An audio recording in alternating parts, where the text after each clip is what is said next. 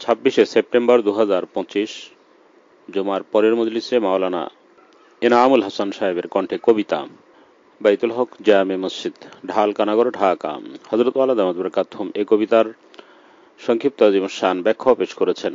আল্লাহ পাকের গভীর ইশক ও মহব্বতে লেখা আমার প্রাণপ্রিয় শায়খ ও মুর্শিদ হযরত ওয়ালা দামাত বরকাতুহুমের লেখা কবিতা। কবিতার নাম জালওয়া বিভোর জীবন। জালওয়া বিভোর জীবন। 24 জানুয়ারি 2024 রাত 9টা উড়ন্ত বাংলাদেশ বিমানে বসে ঢাকা হতে সিলেট যাওয়ার পথে লেখা। ভালোবাসার নীতিমালা শিখিয়ে দিও, ভালোবাসার আগুন তুমি এই বুকে দিও। ভালোবাসার নীতিমালা শিখিয়ে দিও, ভালোবাসার আগুন তুমি এই বুকে দিও। ভালোবাসার আগুন তুমি এই বুকে দিও। ভালোবাসার আগুন এটা দেওয়ার জন্য দোয়া করা হচ্ছে, কিন্তু আগুন জ্বলবার পদ্ধতি কি? হযরত হাকিমুল উম্মত মাওলানা থানভী রহমাতুল্লাহ, মাওলানা ফজলুর রহমান গাজমুরাদাবাদী রহমতুল্লাহ আলাইহি নিকট গেছেন। বললেন যে হযরতজি, আল্লাহর মহব্বতের আগুন জ্বলে উঠবে কিভাবে সেটা একটু আমার সে রাস্তা বাতলায় দেন। বলে 2 হাত ঘষো, 2 হাত ঘষতে থাকো। হযরত থানভী তখন জোয়ান মানুষ, আর ওই বুজুর্গ তো অনেক মুরব্বী বয়স। তো হযরত থানভী হাত ঘষতেছিলেন।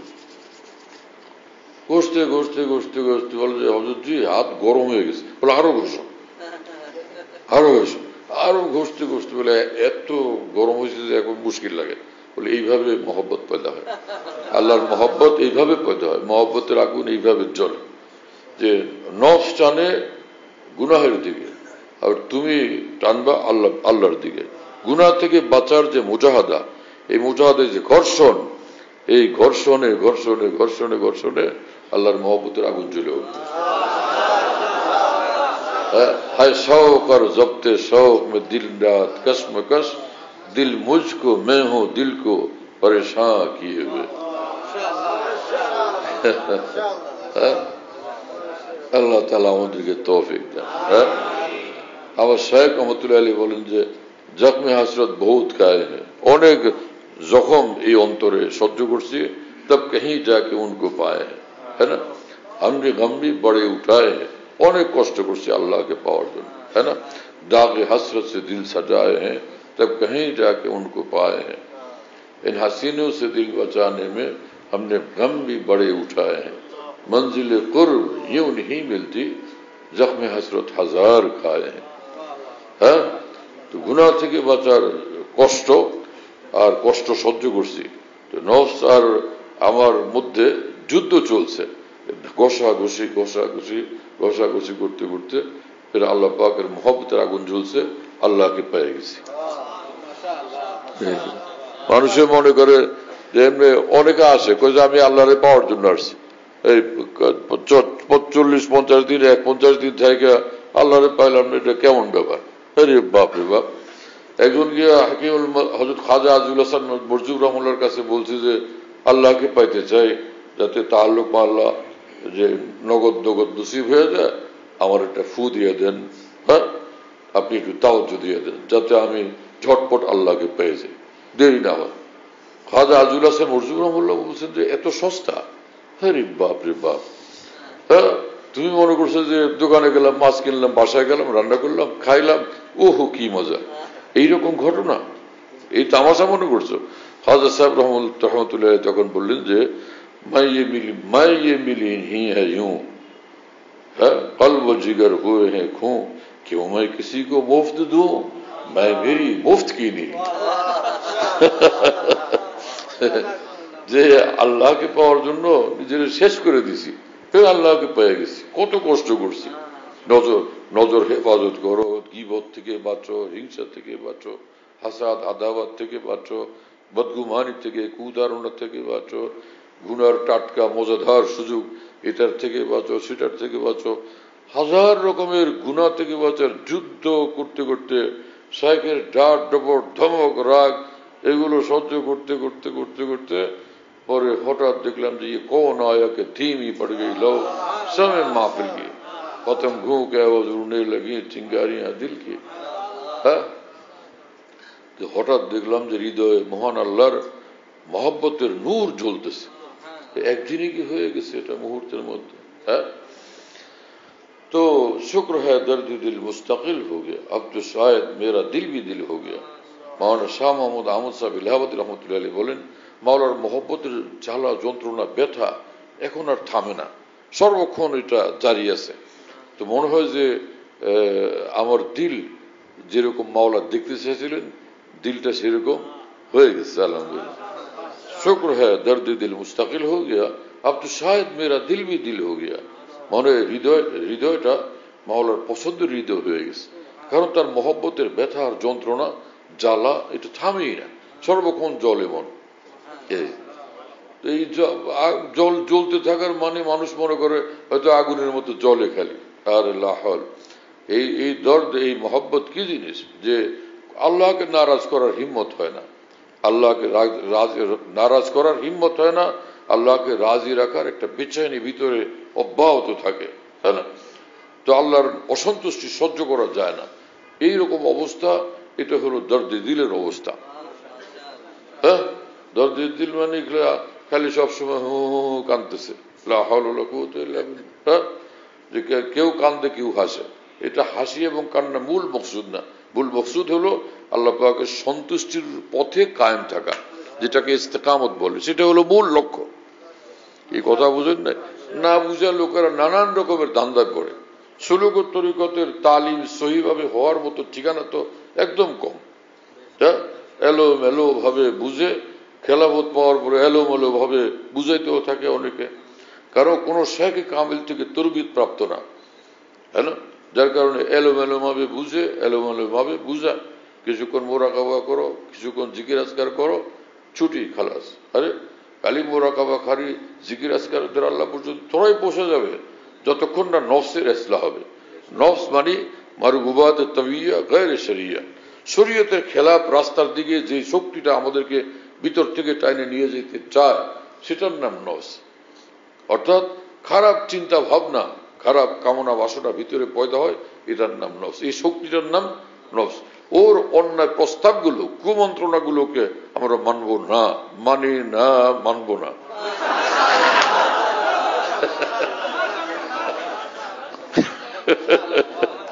है ना ये बांग्लादेश में बांग्ला जबान का नारा है मानी ना मानबो ना नहीं मानता नहीं मानूंगा ये आई नफ्स तेरी बात तो এইভাবে সে আল্লাহ পর্যন্ত পৌঁছবে কথা বুঝো না বলো সেটা বলো মানি না মানবো না নফসের কথা মানবো না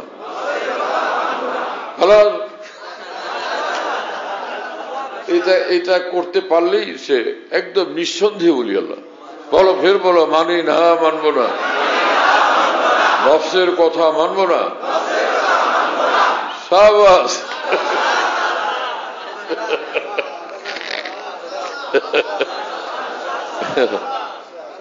हजरत मेरे शेख रहमुल्लाह फरमाते थे ना कि जला के खाक ना कर दो तो दाग नाम नहीं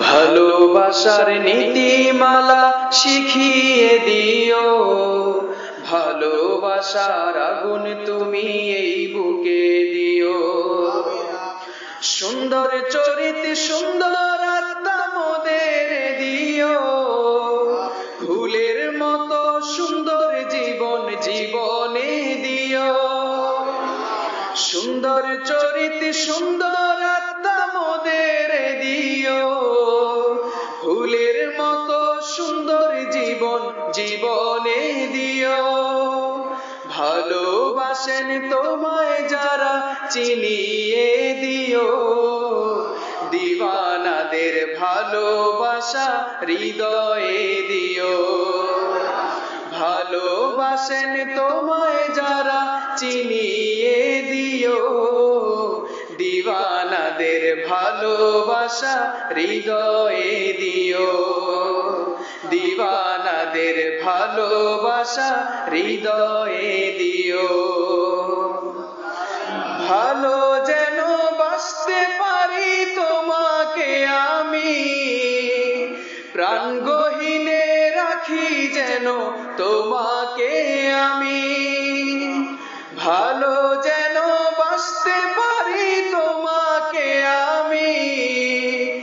প্রাণ গহীনে রাখি যেন তোমাকে আমি, তোমার প্রেমে ব্যাকুল ব্যস্ত থাকিতে দিও, তোমার প্রেমে ব্যাকুল ব্যস্ত থাকিতে দিও, তোমার কর অন্য সবই ভুলিয়ে দিও, তোমার কর অন্য সবই ভুলিয়ে দিও। তোমার জান্নাত হে দয়াময় আমাকে দিও, তোমার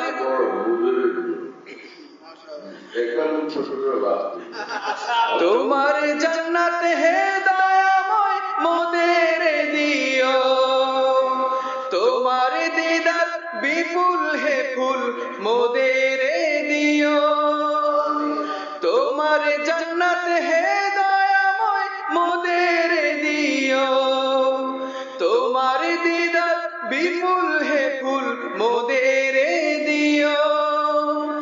অসীম তোমার রূপ মাধুরী হেরিতে দিও, অসীম তোমার রূপ মাধুরী হেরিতে দিও, তোমার রূপে হারিয়ে যেতে মোদের দিও, তোমার রূপে হারিয়ে যেতে মোদের দিও।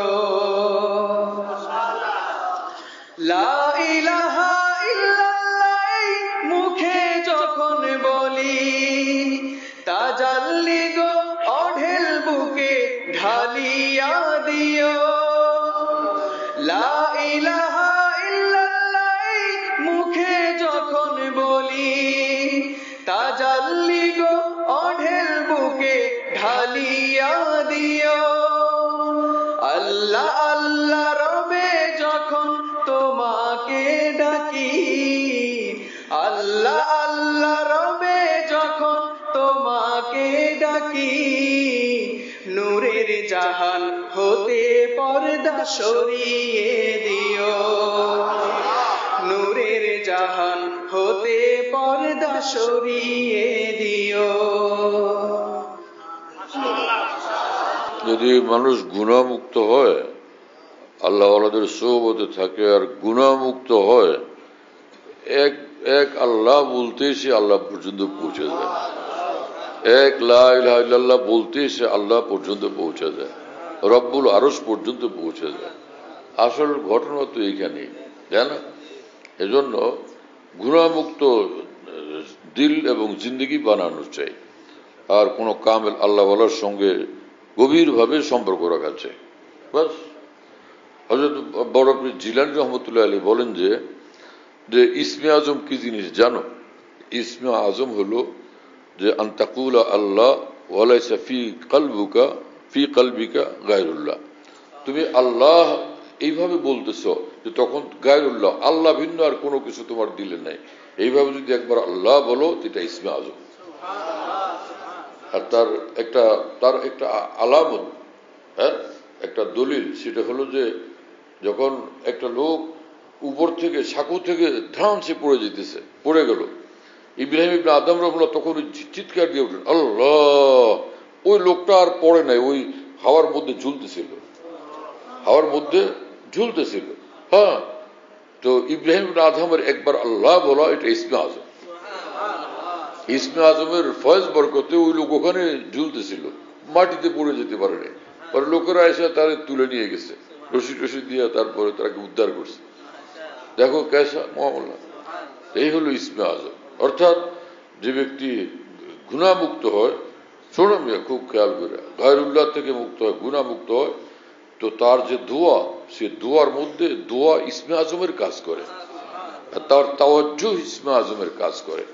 কারণ সে ইন্নামা ইয়াতাকাব্বালুল্লাহু মিনাল মুত্তাকিন, মুত্তাকি বান্দা ওলি আল্লাহ যে হয় তার সব দোয়া আল্লাহ কবুল করে, মুত্তাকির আমলগুলো আল্লাহ কবুল করে, তো দোয়াও তো একটা আমল, এই দোয়াও কবুল করে। আসল ঘটনা পুরোটা হলো এখানে যে মুত্তাকি হওয়া। হ্যাঁ, মুত্তাকি হওয়া এটা হলো মেইন ব্যাপার, মূল বিষয়। এখন আমরা তাম 12 তাসবির জিকির, এটা ওটা, মুরাকাবা, মুশাহাদা, পাঁচে আনপাস তাম দুনিয়ার সব করা হলো, কিন্তু আসল যেটা যে মুত্তাকি হওয়া সেটাই থেকে গেল, তো কিছুই হয় না। তাহলে লোকেরা পাঁচে আনফাস নিয়ে ব্যস্ত। হাকিমুল থানভী রহমাতুল্লাহ বলেন যে পাঁচে আনফাস क्या है, हर नफस की पास रखो, हर नफस की निगरानी रखो। হ্যাঁ, পাঁচে আনফাস হলো প্রতিটি নিঃশ্বাসকে পাহারা দাও, এক নিঃশ্বাসও যেন আল্লাহর নাফরমানির কাজ না হয়। এটা হলো মূল পাঁচে আনফাস। আনফাস নাফাসুনের বহু বচন, নাফাস মানে নিঃশ্বাস, পাঁচে আনফাস প্রতিটি নিঃশ্বাসের রেয়ায়ত রাখো, খেয়াল রাখো যে যাতে করে আল্লাহর নাফরমানির কাজ না হয়। এটা আসল পাঁচে আনফাস। হাকিমুল থানভী কথা বলছেন, এটা হলো আসল পাঁচে আনফাস। এগুলো আমি খুব মনে রাখো, কোন জমানায় কোন কিতাবে পড়বে আর কার কাছে শুনবে, তাই না? আল্লাহ তাআলা শুকর যে পৃথিবীর সর্বশ্রেষ্ঠ আউলিয়াদের সঙ্গে আল্লাহ পাক উঠা বসার তৌফিক দিচ্ছেন, তাই না? আমার শেখ আরিফ বিল্লাহ মাওলানা শাহ হাকিম মোহাম্মদ আখতার সাহেব রহমতুল্লাহ আলাইহি সারা পৃথিবীর শ্রেষ্ঠ এক ওলি ছিলেন। মহিউদ্দিন মাওলানা শাহ আবরাল হক সাহেব রহমতুল্লাহ আলাইহি সারা পৃথিবীর শ্রেষ্ঠ এক ওলি ছিলেন। এরকম বড় বড় পৃথিবীর শ্রেষ্ঠ আউলিয়া বুজুর্গান আল্লাহর মহব্বতের রাস্তা, মারিফতের রাস্তা একদম ক্লিয়ার এবং কমপ্লিটলি যারা বুঝতেন, তাদের সঙ্গে উঠা বসার আল্লাহ তৌফিক দিয়েছেন। এগুলো যা শুনাইতেছি, এগুলো আমার কোনো বাপদাদার বাড়ির থেকে না শুনে না, আকাবির আউলিয়া উম্মতের ভান্ডার থেকে পাওয়া দৌলত আপনাদের সামনে পেশ করতেছি। হ্যাঁ, এবং নির্দ্বিধায় নিঃসংকোচে খুব স্ট্রং ভাবে পেশ করতেছি। পৃথিবীর কারো শক্তি নেই এটার বিপরীতে কথা বলার। যে বলবে সে গলত রাস্তায় আছে, ভুল রাস্তায় আছে। কথা বোঝেন না? লেহাজা এটা মনে রাখি এবং কাজে লাগাই, একদম উড়ে চলে যাবো আল্লাহ পর্যন্ত ইনশাআল্লাহ। সারা দুনিয়ার সব পীরের পা ধরে কানলেও হ্যাঁ এটাতে কোনো কাজ হবে না। ফানাফি সাহেব, কিসের ফানাফি সাহেব? ভাই শরীয়তে পাকের ফানাফি শরীয়ত হোক, ফানাফি তাকওয়া হোক। ফানাফি তাকওয়া যে হয় সেই ফানাফিল্লাহ হয়ে গেছে, ফানাফি তাকওয়া। আর শায়েখের কামেলে ইত্তেবাজি করলো, মহব্বত করে, আদব করে, শায়েখকে নারাজ করে না। শায়েখ যে হেদায়েতই দেন আল্লাহকে পাওয়ার জন্য, সেটার উপর অটল থাকে, সে ফানাফিল্লাহ হয়ে গেছে, ফানাফি শায়েখ হয়ে গেছে। ফানাফি শায়েখ কি জিনিস? শায়েখের চাবায়া খাবে না কি করবে সে? কিভাবে শায়েখের মধ্যে ফানা হবে?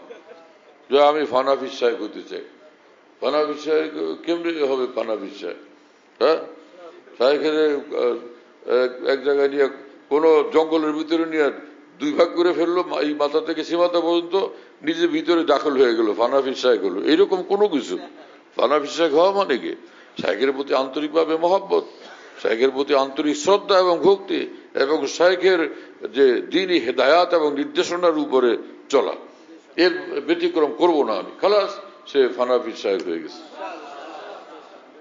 ফানি ফিল্লাহ বাকি বিল্লাহ। আল্লাহ আল্লাহ রবে যখন তোমাকে ডাকি, নূরের জাহান হতে পর্দা সরিয়ে দিও, নূরের জাহান হতে পর্দা সরিয়ে দিও। পর্দা তোলার আগেই পর্দা হটিয়ে দিও, পর্দাবিহীন জালওয়া ভবেই দেখিতে দিও। পর্দা তোলার আগেই পর্দা হটিয়ে দিও, পর্দাবিহীন জালওয়া ভবেই দেখিতে দিও। এইখানেই দেখতে চাই আল্লাহ পাকের সৌন্দর্য। পরে এত দেরি করার কি দরকার? আল্লাহ বলবেন যে তুই আসো, তোমরা জান্নাতে দেখা দিব। দেখা দিবেন তো বুঝলাম, কিছু এইখানেও দেখতে দেন। এত বেশি ধৈর্য আপনি কেন ধরাবেন? ওইদিকে বলেন আমার আশেক যারা হবে, আশেক হইলাম, পরে আপনারা দেখলাম না। এত সহ্য করা, এত ধৈর্য ধরা সহজ ব্যাপার? কিছু এখানেও দেন, আর বাকি যেটা থাকবে সেটা দিবেন পরে, ঠিক আছে? আমার শায়েখ রহমতুল্লাহ আলী বলতেন যে এত বাকি কেন, কিছু নগদ চাই। এবং তিনি তার ভাষা শোনো, তিনি বলেন कुछ करम तो नकद फरमा दीजिए, कुछ करम तो नकद फरमा दीजिए, बात मरने के ना वादा कीजिए। সব মরার পরে দিবেন এরকম বলেন না, আপনি কিছু নগদ দেন। আরে ওয়া কি মজার কথা, কুছ করম তো না কুছ ফরমা দিজিয়ে, বাত মরনে কে না ওয়াদা কিজিয়ে। সব দিবেন মরার পরে, মর পরে দিই না, এখনই দেন কিছু, এখনই দেন। বাহ বাহ ভাই, মাশাআল্লাহ। সেটার জন্য আল্লাহ নগদ দিবেন, তাই না? আল্লাহ নগদ দিবেন, কিন্তু তুমি সেটার কাজও করতে হবে। সেটা হলো গুনাহমুক্ত নিজেকে বানানো লাগবে, হ্যাঁ, সংগ্রাম করতে হবে, যুদ্ধ করতে হবে নফসের এবং শয়তানের, সব শয়তানের বিরুদ্ধে, তাই না? এক বুজুর্গ বলছেন যে পর্দে উঠে হুয়ে ভি হ্যাঁ, উনকি ইধর নজর ভি হ্যাঁ, बढ़ के मुकद्दर आजमा सर भी है संग दर भी है। হ্যাঁ, তাকওয়ার মাধ্যমে আল্লাহ তো পর্দা সরায় রাখছেন। দেখ, এই যে দেখ আমার জালওয়া এবং সৌন্দর্য, পর্দা সরায় রাখছেন। কিন্তু তুমি যে দেখো না, তুমি নিজে পর্দা ফেলায় রাখছো। সেটা কি? তুমি তাকওয়ার পথে আগাও, ভড়কে মুকদ্দর আজমা। তুমি তাকওয়ার পথে আগায় দেখো কপালে জুটে কি, ভাগ্যটা খোলে কেমনে। তুমি তাকওয়ার পথে আগায় দেখো ভাগ্য খুলে কিভাবে। ভড়কে মুকদ্দর আজমা সর ভি হ্যায় সঙ্গে দর ভি হ্যায়। হ্যাঁ, বাহ ভাই বাহ, কি তাবিরাতে আউলিয়া উম্মত ভাই। চলো ভাই, পর্দা তোলার আগে পর্দা হটিয়ে দিও, পর্দাবিহীন জালওয়া ভবেই দেখিতে দিও। দিবানিশি জালওয়া তোমার দেখিতে দিও, জালওয়া বিভোর একটি জীবন মোদেরে দিও। দিবানিশি জালওয়া তোমার দেখিতে দিও, জালওয়া বিভোর একটি জীবন মোদেরে দিও। জালওয়া বিভোর একটি জীবন মোদেরে দিও। ভালোবাসার নীতিমালা শিখিয়ে দিও, ভালোবাসার আগুন তুমি এই বুকে দিও। ভালোবাসার নীতিমালা শিখিয়ে দিও, ভালোবাসার আগুন তুমি এই বুকে দিও। ভালোবাসার আগুন তুমি এই বুকে দিও, ভালোবাসার আগুন তুমি এই বুকে দিও। হ্যাঁ, তো ভালোবাসার নীতিমালা শিখিয়ে দিও, আল্লাহর কাছে ফরিয়াদ করা হলো। সেই নীতিমালা কি? ফরিয়াদই করবে খালি। সেই নীতিমালা আল্লাহ পাক কোরআন শরীফে বলে দিয়েছেন। সেটা রাসূল সাল্লাল্লাহু আলাইহি ওয়াসাল্লাম হাদিস শরীফে বলে দিয়েছেন। সেটা কি জিনিস? তাকওয়ার পথের মুজাহাদা এবং সোহবতে আহলুল্লাহ। এ হলো ভালোবাসার নীতিমালা। তাকওয়ার পথের মুজাহাদা আর সোহবতে আহলুল্লাহ, ভালোবাসার নীতিমালা। उनसे मोहब्बत का यही रास्ता है ना? राह तकवा में मुजाहदत और सोबत दीवानगा। किस्सा खत्म। उनसे मिलने की है यही एक राह, मिलने वालों से राह पैदा कर। আল্লাহ কে পাওয়ার একটাই রাস্তা, যে আল্লাহকে পেয়ে গেছে তার সঙ্গে সম্পর্ক গড়ো মজবুত ভাবে, বাস হয়ে গেল। আল্লাহ তাআলা আমাদেরকে কবুল করেন এবং তৌফিক দান করেন। আমার শেখ রহমতুল্লাহ আলাইহির যে মাওয়াইজে দর্দ মোহব্বত বা মলফুজাত, হযরত ওয়ালার যে কিতাবাদি, বয়ানের কিতাবাদি, এগুলো পড়তে থাকা মানে সে বড় দৌলত। সেটা আল্লাহর মোহব্বতের রাস্তা, মারিফতের রাস্তাকে, ভেলায়েতের রাস্তাকে হযরত ওয়ালা এত সুন্দর, এত সহজভাবে পেশ করছেন। এগুলো আমরা আমাদের উলামায়ে কেরাম, তোলাবায়ে কেরাম সেগুলো পড়তে থাকি ইনশাআল্লাহ তাআলা। তো জবরদস্ত ফায়দা হবে ইনশাআল্লাহ। সত্যিকার অর্থে যারা চায় তারা পায়, সত্যিকার অর্থে যারা চায় তারা পায়। হাকিমুল মুথানবী বলছেন, আমি আল্লাহর কসম করে বলি, যে আল্লাহকে চাইছে সে আল্লাহকে নিশ্চয়ই পেয়ে গেছে। তুমি চাও না, সেজন্য পাও নাই। আমি তো চাইছি, তো পাইলাম তো না। এইরকম মুখস্থ স্লোগানের চাওয়াতে হবে না, তাকওয়ার পথে মুজাহাদার মাধ্যমে চাইতে হবে, আর সোহবতে আহলুল্লাহর মাধ্যমে চাইতে হবে। কি কথা বুঝেন না? আমি চাইছি, এত হইচই করলাম, তো কোনো খবর পাইলাম না কিছু। পীর 8, 10টা, 20, 30 পীর, 40 পীরের কাছে ঘোরাঘুরি করছি। এই ঘোরাঘুরিতে কি ফায়দা হবে? ঘোরাঘুরি আর গড়াগড়িতে তো কাজ হবে না। হ্যাঁ, যেটা উসুল মোতাবেক চেষ্টা করতে হবে। কি কথা বুঝতেছেন? বুড়িগঙ্গার পারে বৈশা পদ্মার পানি দেখতে চায়, আবে জমজম খাইতে চায়, এটা কি হবে? বুড়িগঙ্গার বুড়ি, এটা তো পুরা বুড়ি, ওর কাছে আছে কি? আরে ভাই, বুড়িগঙ্গা তো বুড়ি একদম, এটার কাছে আছে কি? ওখানে কি জন্য যাও? ওখানে বুড়িগঙ্গায় পদ্মার পানি পাবা না আবে জমজম পাবা? হ্যাঁ, আবে জমজম পাইতে হলে সে আবে জমজম যেখানে পাওয়া যায় সেখানে যাওয়া লাগবে। পদ্মার মিঠা পানি পাইতে হলে সেখানে যাওয়া লাগবে। বুড়িগঙ্গায় থাকতেছ আর মিঠা পানি আর আবে জমজম তালাশ করতেছ, সহি তো না। অনুরূপ ভাবে আল্লাহকে চাইলেই হবে, খালি ঠিকভাবে চাইতে হবে, সহি ভাবে চাইতে হবে। সে পদ্ধতি, যে নির্ধারিত পদ্ধতিতে চাওয়া লাগবে, সেটা হলো তাকওয়ার পথের মুজাহাদা, গুনাহমুক্ত জিন্দেগি বানানো এবং আল্লাহ ওয়ালাদের সঙ্গে সম্পর্ক রাখা, হ্যাঁ না? যে পীর মুর্শিদ এরকম হয় যে পার্টিবাজ এবং দলবাজ, খালি পার্টি বানায় দলবাজি করে, সে সহি পীর না। ওই পীর সহি পীর, যে পীর শুধু আল্লাহর মহব্বতই শিখায়, আল্লাহর পথেই টানে নিয়ে যায়। আমার শেখ রহমুল্লাহ বলছেন, খানকা মানে কি? যায় বুধানে দরবেশা, যায় বুধানে দরবেশা। যেখানে দেওয়ানারা থাকে সেটা হলো খানকা। গিয়ে সেখানে গীবত, শিকায়েত, হিংসা বিদ্বেষ, শত্রুতা, ঝগড়া ফাসাদ, দলাদলি, মারামারি, কিলাকিলি এবং গ্রুপবাজি, বোঝা গেল না এটা খানকানা, এটা হলো শয়তানির আড্ডাখানা। হ্যাঁ, খানকার নাম যে শয়তানির আড্ডাখানা। কথা বুঝতেছো প্রিয় বন্ধুরা? হ্যাঁ, আমার শেখ রহমুল্লাহ বলেন, আহলে দিল কে দিল সে নিকলে বস হি আখতার হ্যাঁ আসলি খানকা। দেওয়ানারা যেখানে আল্লাহর মহব্বতের আগুন জ্বলতেছে সেটা হলো খানকা। সেটার আলামত হবে তারা শরীয়তের ইত্তেবার মধ্যে থাকে, শরীয়তের বাইরের পথে চর্চার, শরীয়তের উল্টা চর্চা নাই, শরীয়তের খেলাফ চর্চা নাই, শরীয়তের খেলাফ রাস্তা নাই। তো ফের এটা সহি খানকা।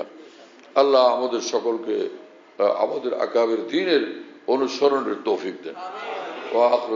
আলহামদুলিল্লাহ রাব্বিল আলামিন, সাল্লাল্লাহু আলা নবিয়িল কারীম। আমাদের ঢালকানগর খানকাহে যেখানে আমি আছি, খানকা ইয়াদগারে হাকিমুল উম্মত। মনে রাখো, বলো খানকা ইয়াদগারে হাকিমুল উম্মত। হাকিমুল উম্মতের স্মৃতি এখানে স্মরণকারী খানকা। হ্যাঁ, হাকিমুল উম্মতের কথাবার্তায় আলোচনা হয় আলহামদুলিল্লাহ। একটা নাম, কিন্তু তামাম আকাবের কথাই আলোচনা হইতে থাকে আলহামদুলিল্লাহ। বাইতুল হক জামে মসজিদ, ছাপড়া মসজিদ বলে, 5 তলা বিল্ডিং, ওটার নাম ছাপড়া মসজিদ। সেই পুরানোর নাম এটা আসি।